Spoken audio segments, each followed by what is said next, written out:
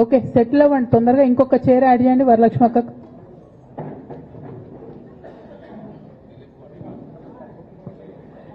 జై తెలంగాణ. అందరికీ నమస్కారం. చైర్స్ అయ్యి చాలా రోజుల తర్వాత మళ్ళా మీడియా మిత్రులందరినీ చూడడం చాలా సంతోషంగా ఉంది. మీ ద్వారా ప్రజలకు ఈ 15 రోజులు లేనటువంటి అంశాల్లో కొన్ని అంశాలు మాట్లాడదామని ఈరోజు మీడియా సమావేశం ఏర్పాటు చేయడం జరిగింది. ప్రధానంగా మీరు చూసినట్టయితే ఇప్పుడున్నటువంటి కాంగ్రెస్ ప్రభుత్వం అనుక్షణం కేసీఆర్ గారు జపం చేయడం, అనుక్షణం కేసీఆర్ గారి పరిపాలన బాగాలేదని చెప్పడం తప్పితే మరి వాళ్ళు ప్రజలకు ఏం చేస్తున్నారని మాత్రం ఇప్పటికి కూడా చెప్పడం లేదు. అన్ని రకాలుగా ప్రజల్ని ఫెయిల్ చేసి నిన్న మొన్న వరదలు వస్తే కూడా కనీసం ప్రభుత్వం ఆదుకోలేనటువంటి దయనీయమైనటువంటి పరిస్థితిలో ఉన్నది. అంతేకాదు మేమందరం ఎంపీలుగా పనిచేసినటువంటి అనుభవం ఉంది. కేసీఆర్ గారు అయితే యూరియా కోసం మమ్మల్ని 6 నెలల ముందు నుండి చేజ్ చేసేవాళ్ళు.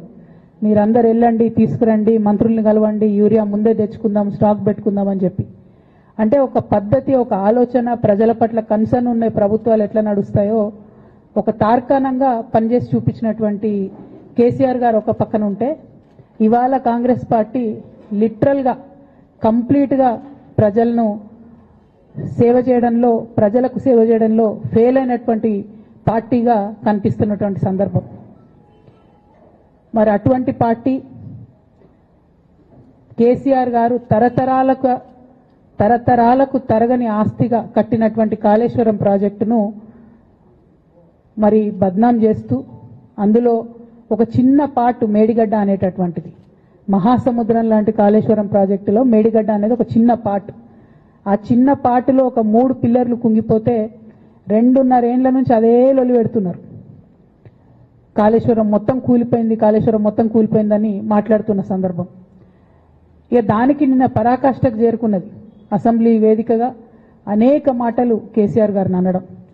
నేను కేసీఆర్ గారి కూతురుగా, కేసీఆర్ గారిని దగ్గర నుండి చూసినటువంటి వ్యక్తిగా చెప్తున్నాను. ఫస్ట్ టైం ప్రభుత్వంలోకి రాగానే, అధికారంలోకి రాగానే ఒక 6-7 నెలలు అయితే కేసీఆర్ గారు తన ఆఫీస్ రూమ్లో ఒక టేబుల్ మీద ఒక వాల్ అంతా కూడా పెద్ద టీవీ స్క్రీన్ ఉంటే 6-7 నెలలు కంప్లీట్గా రీసెర్చ్లోనే ఉన్నారు. ఎట్లా నీళ్లు తీసుకురావాలి తెలంగాణకు, ఏం చేయాలి మనం అనేటటువంటి రీసెర్చ్లు ఉన్నారు. అటువంటి వ్యక్తి మీద ఇట్లాంటి నిందలేయడం అన్నది నిజంగా దారుణం. కేసీఆర్ గారికి తిండి ధ్యాస ఉండదు, డబ్బు ధ్యాస ఉండదు, ఉండేది ఒకటే, కేవలం తెలంగాణ ధ్యాస. నేను దాదాపుగా 2006 నుండి యాక్టివ్గా పాలిటిక్స్లో నేను కూడా పాల్గొంటూ వస్తున్నాను, తెలంగాణ ఉద్యమంలో పాల్గొన్నాను. అప్పటి నుంచి ఇప్పటి వరకు కూడా నేను చూస్తున్నా, ఎప్పుడు కూడా కేసీఆర్ గారు తెలంగాణ విషయం తప్పితే, ప్రజల విషయం తప్పితే పర్సనల్ విషయాలు మాట్లాడే టైము 0.1% కూడా ఉండదు. అటువంటి ఒక మహానేత మీద, అటువంటి ఒక మహానాయకుడి మీద ఇన్ని అబాండాలు వేస్తూ, దాన్ని రోజుకొక రీతిగా చెప్పుకుంటూ, మాట్లాడితే చాలు కేసీఆర్ అవినీతి చేసిండు, మాట్లాడితే చాలు కేసీఆర్ ఏదో 1,00,000 కోట్లు దోసుకున్నాడు, నిజాం కన్నా రిచ్ అవ్వాలనుకున్నాడట. డెఫినెట్గా నిజాం బాటలోనే నడుస్తాం. నిజాం కట్టిన ఉస్మాన్ సాగర్లోనే కదా ఇయ్యాలటి కూడా హైదరాబాద్ ప్రజలు నీళ్ళు తాగుతున్నది. ఆ నిజాం ఆదర్శం, ఆ నిజాం స్ఫూర్తి అని కేసీఆర్ గారు చాలా సందర్భాలలో చెప్పిండ్రు. ఇవాళ కాళేశ్వరం కడితే నేను చెప్తున్నా గ్యారెంటీగా ఇంకా 200 సంవత్సరాల తర్వాత కూడా తెలంగాణ బిడ్డలు కేసీఆర్ గారిని తలుచుకుంటాం. అటువంటి గొప్ప ప్రాజెక్టు కాళేశ్వరం ప్రాజెక్టు. ఆ ప్రాజెక్టు డెప్త్ అర్థం కాక, తెలంగాణ భౌగోళిక స్వరూపం మీకు అర్థం కాక, మీకు తెలంగాణ పట్ల అవగాహన లేక, కేసీఆర్ గారికి ఉన్న నాలెడ్జ్, ఆయన ఎక్స్పీరియన్స్, ఆయన ఉమ్మడి ఆంధ్రప్రదేశ్లో ఆయన అనుభవించినటువంటి వివక్ష, ఇప్పుడున్న ముఖ్యమంత్రి గారు ఉమ్మడి ఆంధ్రప్రదేశ్లో కూడా మనకు వ్యతిరేకంగా పనిచేసినటువంటి వ్యక్తి, ఇప్పటికి కూడా పక్క రాష్ట్రం ఎజెండా అమలు చేసేటటువంటి వ్యక్తి, ఇప్పటికి కూడా అక్కడ బనకచెర్ల కడతా ఉంటే మాట్లాడినటువంటి వ్యక్తి. అటువంటి వ్యక్తి నిన్న పొద్దు నుండి సాయంత్రం వరకు అసెంబ్లీలో కేసీఆర్ గారిని ఎన్ని అనరాని మాటలు అన్నారు, వింటుంటే గుండె తరుక్కపోతా ఉంది. ఎందుకోసం అనాలి అన్ని మాటలు కేసీఆర్ గారిని? కేవలం రాజకీయ లబ్ధి పొందడానికి మాత్రమే, అంతకుమించి ఏమీ లేదు. ఇదే రేవంత్ రెడ్డి గారు అంతకుముందు ఒక టీవీ ఇంటర్వ్యూలో చెప్పారు, కేసీఆర్ గారికి పైసల మీద ఆశ లేదు, పాపం ఆయనకు మీటింగ్ పెట్టాలంటే కూడా పైసలు ఎప్పుడు కావాలంటే అప్పుడు చూస్తారు ఎక్కడున్నాయని, కానీ అప్పటిదాకా ఆలోచన కూడా చేయరని. మరి అటువంటి కేసీఆర్ గారి మీద ఇంత కుట్రపూరితంగా అభాండాలు ఎందుకు వేస్తున్నారు, వేసేటటువంటి అవకాశం ఎవరిచ్చారు అన్నది కూడా ఇవాళ బీఆర్ఎస్ పార్టీ శ్రేణులు కూడా ఆలోచన చేయాలి, తెలంగాణ ప్రజలు కూడా ఆలోచన చేయాలి. ఎందుకోసం వస్తుంది కేసీఆర్ గారికి అవినీతి మరక ఎవరి వల్ల అంటింది అలా, అది ఆలోచన చేసుకోవాలి కదా మనం కూడా.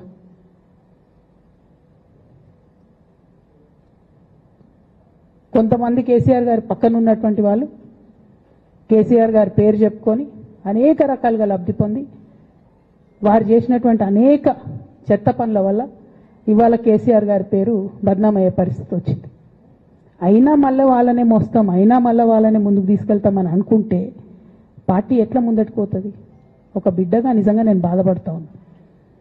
ఇవాళ 5 సంవత్సరాలు ఇరిగేషన్ మంత్రిగా చేసినటువంటి హరీష్ రావు గారిది మేజర్ పాత్ర లేదా దీంట్లో? అందుకే కదా కేసీఆర్ గారు వారిని సెకండ్ టర్మ్లో తప్పించిండ్రు.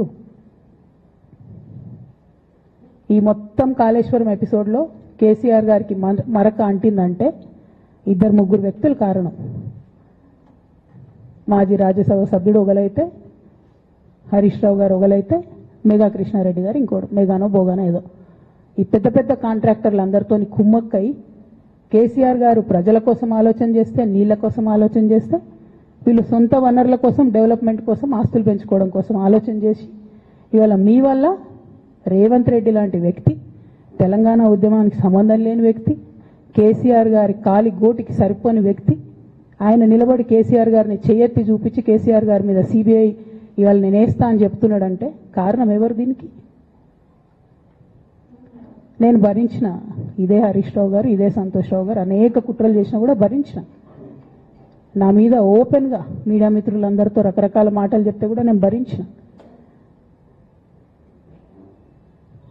నా పర్సనల్ అటాక్కి నేను ఎప్పుడు కూడా వాళ్ళను ఇంతవరకు పేరు పెట్టి పిలవలేదు, మాట్లాడలేదు. ఫస్ట్ టైం చెప్తున్నా. నేను ఎందుకోసం చెప్తున్నా? కేసీఆర్ గారికి ఈ వయసులో సిబిఐ ఎంక్వైరీ ఏందండి? ఎందుకోసం ఆ కర్మ పట్టింది? ఎందుకు భరించాలి? ఇటువంటి వాళ్ళని చూస్తూ ఎందుకోసం ప్రొటెక్ట్ చేసుకోవాలి? బీఆర్ఎస్ పార్టీ తమ్ములకు కోపం రావచ్చు, కానీ వాస్తవాలు చేదుగున్నా అప్పుడప్పుడు మాట్లాడుకుంటేనే, మందు తీసుకుంటేనే ఆరోగ్యం మంచిగా అవుతుంది.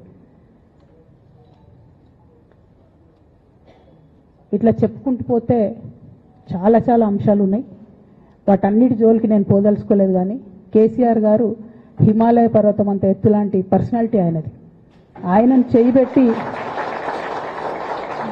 ఆయనను చేయబెట్టి చూపించి అవినీతి అని అంటే నిజంగా చాలా బాధ అవుతా ఉన్నది. ఎందుకంటే నా పెళ్ళప్పుడు నా పెళ్లి చేయడానికి కూడా ఇబ్బంది పడ్డటువంటి వ్యక్తి ఆయన. రాజకీయాలలో 40-50 ఏళ్ళు ఉంటే కూడా ఆస్తులు సంపాదించుకోలే కేసీఆర్ గారు. అనేక మంది వాళ్ళు మాట్లాడుతుంటారు, చాలా మాటలు మాట్లాడుతుంటారు, కానీ నాకు తెలుసు, నేను దగ్గరుండి ఆర్థిక పరిస్థితి చూసిన కాబట్టి ఎన్నడూ ఆయనకు ఆశ లేదు. అటువంటి మనిషిని పట్టుకొని సిబిఐ ఎంక్వైరీ ఇస్తాం, ఇదేస్తాం, అదేస్తాం. ఎవరు కారణం దీనికి అంతటికి? ఈ చేతగాని కాంగ్రెస్ ప్రభుత్వం మీ ఏసీబీ వాళ్ళు పోయి కాళేశ్వరంలో పనిచేసిన 3 ఇంజనీర్లను పట్టుకుంటే ఒక్కొక్క ఇంజనీర్ దగ్గర 100 కోట్ల ఆస్తులు వెళ్తే మీకు ఎందుకు ఎంక్వైరీ చేసే దమ్ము లేదు? వాళ్ళు వెనకాల ఎవరు ఉన్నారో ఎందుకు ఎంక్వైరీ చేస్తలేరు?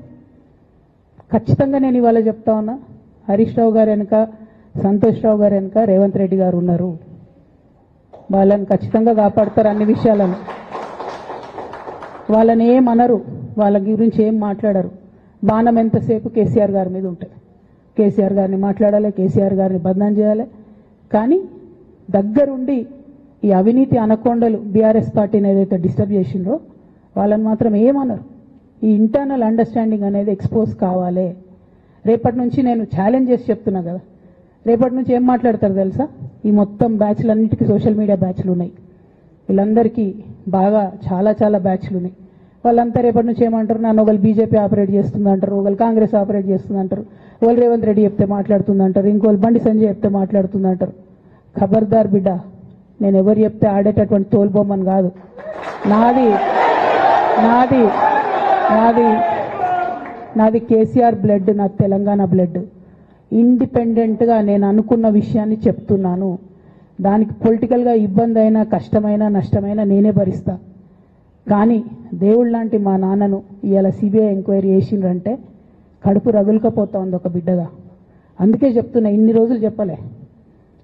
ఆ మధ్యలో పోయినసారి నా కొడుకు గ్రాడ్యుయేట్ అయినప్పుడు వచ్చినప్పుడు నేను మా నాన్నకు రాసుకున్న లెటర్ లీక్ చేస్తే కూడా ఆ 70, 80, 90 రోజుల నాకు నరకం చూపిస్తున్నారు. ప్రతిరోజు సోషల్ మీడియాలో ఇష్టం వచ్చినట్టు రాపిస్తున్నారు.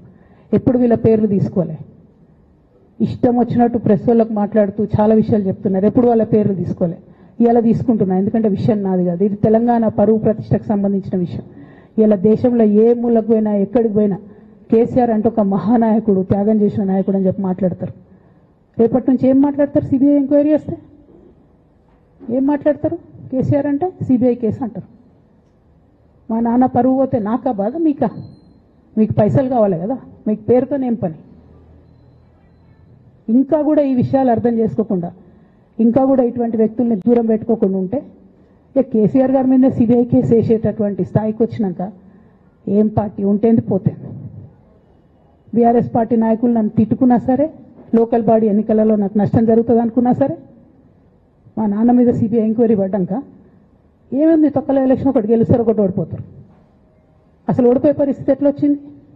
ఇటువంటి దుర్మార్గుల వల్ల కాదా వచ్చింది? ఆలోచన చేసుకోవాలి కదా. అంటే నా దగ్గర పైసలు ఉన్నాయి, టీవీలు ఉన్నాయి, సోషల్ మీడియాలు ఉన్నాయి, ఏటు పడితే అటు మాట్లాడతామంటే తోలు తీస్తాం చెప్తున్నా నేను. గీత గీసుకుంటాం బిడ్డ. మీరు ఒక్క కమెంట్ పెడితే మేము 10 చేస్తాం.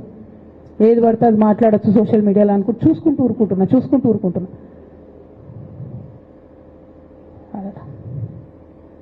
పెద్ద సార్ దగ్గరకు వచ్చినాక ఇక కాంప్రమైజ్ అయ్యేది ఏం లేదు. ఘోష్ కమిషన్ వేసిన రోజే నేను చెప్పిన, ఎందుకు రియాక్ట్ కాలేదు పార్టీ అని అడిగిన ఆ రోజునే. నిన్న సిబిఐ ఎంక్వైరీ వేస్తున్నా అని రేవంత్ రెడ్డి గారు అసెంబ్లీలో చెప్తే తెలంగాణ బంద్ ఖాళీ వద్దా, దగ్గుమనొద్దా తెలంగాణ? ఎట్లా మాట్లాడతారు?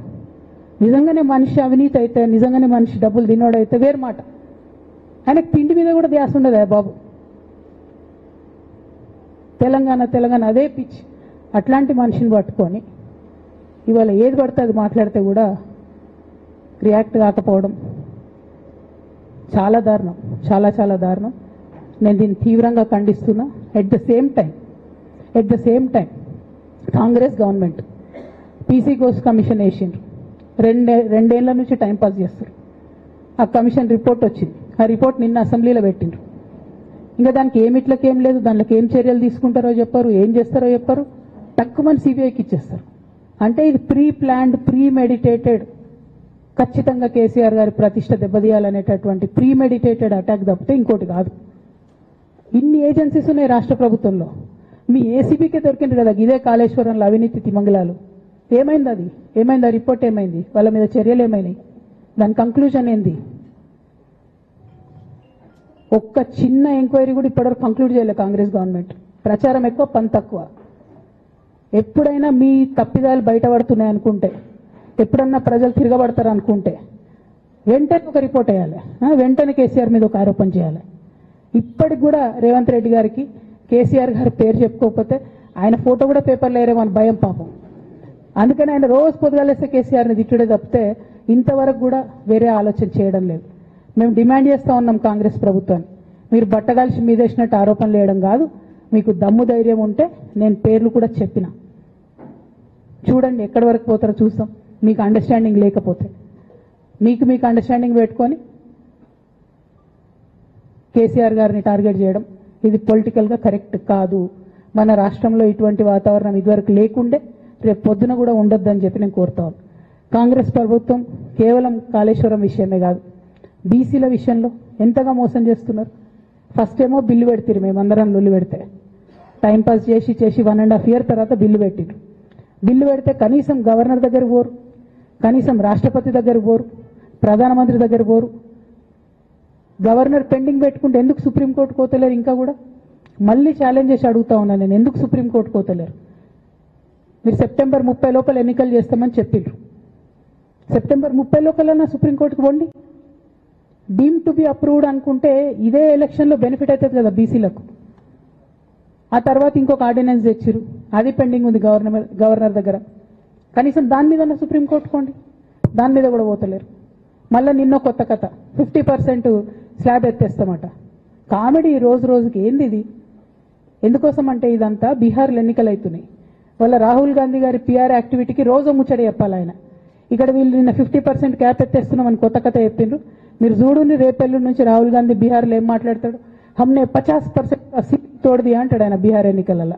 ఆయన అక్కడ చెప్పుకోవాలి కాబట్టి పీఆర్ యాక్టివిటీ కోసం వీళ్ళు ఇక్కడ చేస్తున్నారు తప్పితే బీహార్ ఎన్నికల కోసం తెలంగాణ బీసీ బిడ్డలను బలిపెడుతున్నారు రేవంత్ రెడ్డి గారు తప్పితే నిజంగా చిత్తశుద్ధితోని బీసీలకు ఏదైనా బెనిఫిట్ చేద్దామనే ఉద్దేశమే మీకు లేదు. అటువంటి ఉద్దేశం మీకు ఉంటే మీ వైఖరి ఇట్లా ఉండదు. కేవలం కాంగ్రెస్ పార్టీ బీసీలను నయవంచన చేస్తున్నది. మీరు ఇట్లనే చేస్తుంటే బీహార్ ఎన్నికలు వస్తే మేము తెలంగాణ జాగృతి మొత్తం పోయి బీహార్లో మీకు వ్యతిరేకంగా ప్రచారం చేస్తాం. తెలంగాణ బీసీలను మీరు మోసం చేసిరని చెప్పి అక్కడికి పోయి కూడా మీకు ప్రచారం చేస్తాం. మీ యొక్క బండారం కూడా బయట పెడతామని ఈ సందర్భంగా నేను తెలియజేస్తా ఉన్నా. బీసీల విషయమైనా కాళేశ్వరం విషయమైనా చిత్తశుద్ధి లేనటువంటి కాంగ్రెస్ పార్టీని ఖచ్చితంగా మీ వైఖరిని ఎండగడతామని చెప్పి తెలియజేస్తూ సిబిఐ ఎంక్వైరీ చేసుకున్నా మీరు ఏ ఎంక్వైరీ చేసుకున్నా కేసీఆర్ గారు మాత్రం కడిగిన ముత్యంలాగా బయటకు వస్తారని మళ్ళొకసారి తెలియజేసుకుంటూ మీ అందరి దగ్గర కూడా నేను సెలవు తీసుకుంటా ఉన్నాను. Thank you. జై తెలంగాణ, జై జాగృతి, జై కేసీఆర్.